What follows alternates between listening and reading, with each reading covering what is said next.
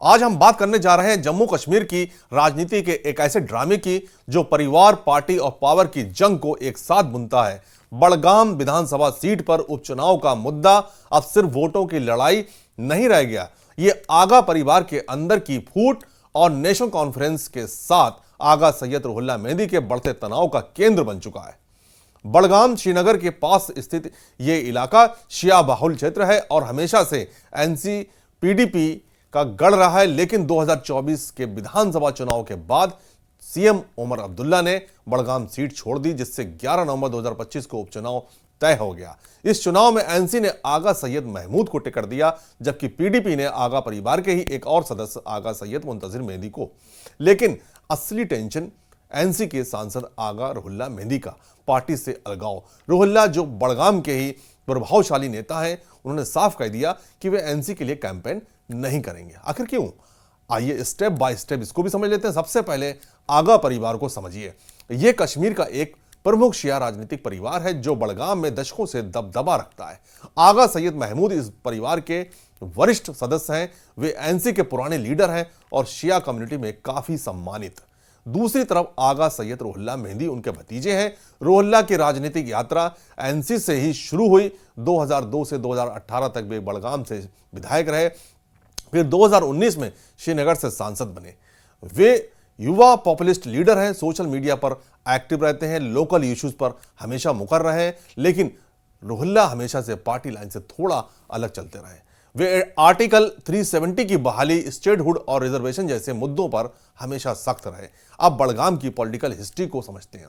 यह seat NC का पारंपरिक गढ़ है।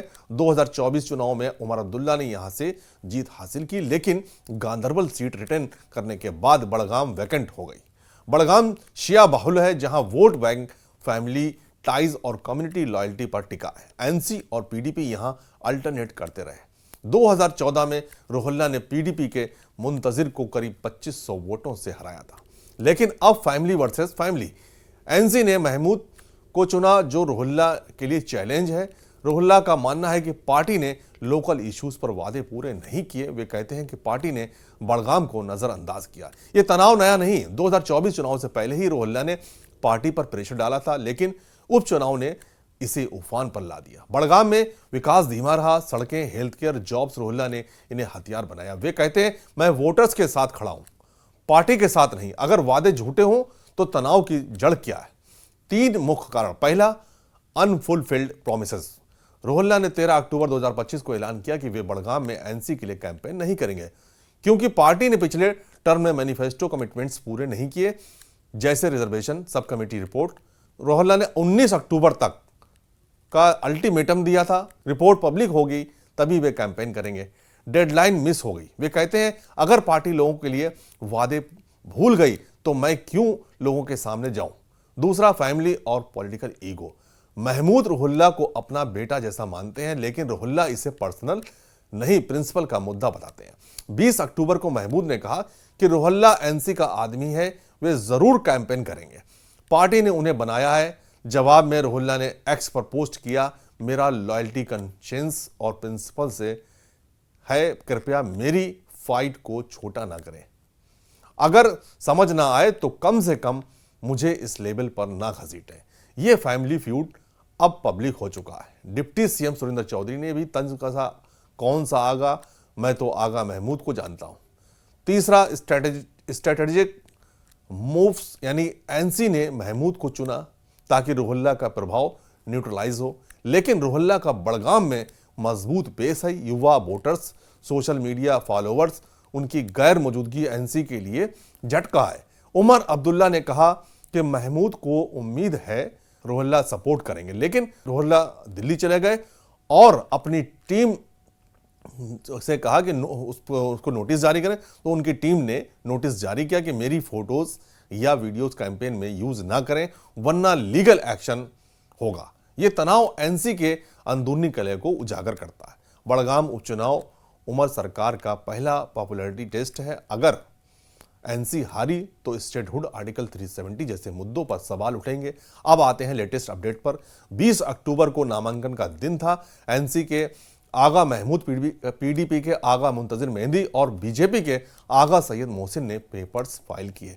इंडिपेंडेंट मुंतजिर मोहिउद्दीन भी मैदान में हैं, साथ ही आप और अवामी इत्तेहाद पार्टी के कैंडिडेट्स भी हैं। वोट फ्रैगमेंटेशन का खतरा है। महमूद ने कॉन्फिडेंस दिखाया है। बड़गाम एनसी का गढ़ है, रुहुल्ला जरूर आएंगे, लेकिन रुहुल्ला दिल्ली फ्लाइट से चले गए। उनकी टीम का नोटिस वायरल हो गया। कैंपेन में मेरी इमेज यूज ना करें, ये मिस रिप्रेजेंटेशन है। NC spokesperson Tanvir Sadiq और उमर ने अपील की, लेकिन कोई रिस्पॉन्स नहीं। 21 अक्टूबर तक कैंपेन हीटअप हो रहा है। डिप्टी सीएम चौधरी ने कहा कि एनसी पब्लिक इश्यूज पर लड़ेगी, स्टेटहुड सबसे बड़ा। पीडीपी का नैरेटिव एनसी ने बड़गाम को धोखा दिया, डेडिकेटेड रिप्रेजेंटेशन चाहिए। बीजेपी के आगा मोहसिन कहते हैं कि हम डेवलपमेंट पर फोकस करेंगे। एक्स पर डिबेट गर्म है। एक यूजर ने कहा कि एनसी ने रुहुल्ला को न्यूट्रलाइज करने का मास्टर स्ट्रोक मारा। दूसरा यह कहता है कि यह आगा वर्सेस आगाओं की जंग है, लोग फैसला करेंगे। रुहुल्ला के सपोर्टर्स कहते हैं कि यह सर्वाइवल की फाइट है। 11 को वोटिंग और काउंटिंग 14 नवंबर को है। ये तो नतीजा तय करेगा। ये तनाव सिर्फ बड़गाम तक सीमित नहीं, एनसी के लिए रुहुल्ला की गैर मौजूदगी वोटर्स को डिवाइड कर सकती है। शिया कम्युनिटी में स्प्लिट होंगे, कुछ महमूद के साथ, कुछ रुहुल्ला के साथ। पीडीपी को फायदा हो सकता है। मुंतजिर फैमिली टाइज यूज कर सकते हैं। बीजेपी और छोटी पार्टियां वोट काटेंगी। अगर एनसी बिना रुहुल्ला के जीती तो उनका पॉलिटिकल सर्वाइवल खतरे में आ जाएगा। वे कहते हैं मैं प्रिंसिपल पर खड़ा हूं, लेकिन क्रिटिक्स कहते हैं कि यह युगो है। कश्मीर पॉलिटिक्स में फैमिली फ्यूड्स आम है, जैसे अब्दुल्ला फैमिली के अंदरूनी झगड़े, लेकिन यह उमर सरकार को कमजोर कर सकता है। उपचुनाव स्टेटहुड डिबेट को फ्यूल देगा। अगर एनसी हारी तो विपक्ष चिल्लाएगा, लोकल इश्यूज पर फोकस बढ़ेगा। रिजर्वेशन, डेवलपमेंट जैसे मुद्दे। बड़गाम का यह ड्रामा कश्मीर पॉलिटिक्स का आईना है, जहां प्रिंसिपल पावर और फैमिली फ्लैश करते हैं। आगा रुहुल्ला का स्टैंड प्रेरणा है या सेल्फिश, फैसला वोटर्स करेंगे। 11 नवंबर को नजरें बड़गाम पर होंगी। क्या एनसी जीतेगी या तनाव फैमिली को तोड़ेगा? कमेंट्स में बताएं। जय हिंद। पहले तो कोई इसमें कोई ये घमासान नहीं है, जैसे ये मीडिया ट्विस्ट देने की कोशिश कर रहा है कि ये ए वर्सेस ए है। ऐसा कुछ नहीं है। हाँ, रास्ते अलग हो सकते हैं। कोई किसी ने इस रास्ते का इंतखाब किया है, किसी ने इस जमात का इंतखाब किया है, मगर जो मिल जुमला हमारी खानदान की जो खिदमत रही है, मकसद यही है कि वो आगे बढ़े और मंजिल एक है। वो यही है कि जम्मू कश्मीर के लोगों को हम कैसे आराम पहुंचाए, उनकी जिंदगी हम कैसे आसान बनाए। जो सदियों से हमारे बुजुर्गों की जो जिम्मेदारी है, वही जिम्मेदारियां हम आगे ले रहे हैं। अब यही है, किसी ने कोई पैदल चल रहा है, कोई गाड़ी में जा रहा है, कोई हेलीकॉप्टर में जा रहा है, बाकी ऐसा कुछ कोई रिफ्ट नहीं है।